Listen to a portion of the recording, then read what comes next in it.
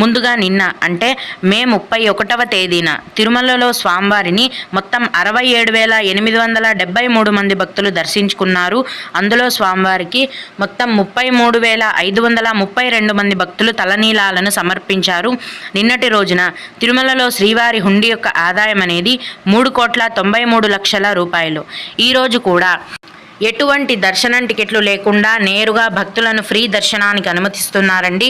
ఈరోజు ఫ్రీ దర్శనానికి 30 గంటల సమయం అనేది పడుతోంది. అంటే మీరు క్యూ లైన్లో ఎంటర్ అయినప్పటి నుంచి ఫ్రీ దర్శనం చేసుకొని మొత్తం బయటికి వచ్చేసరికి 30 గంటలు మీరు వేచి ఉండాల్సి ఉంటుంది.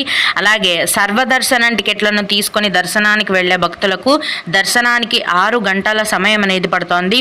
అలాగే 300 రూపాయల దర్శనం వారికి మరియు 500 రూపాయల దర్శనం టికెట్లు కలిగి ఉన్న భక్తులకు దర్శనానికి 4 నుంచి 5 గంటల సమయం అనేది పడుతోంది.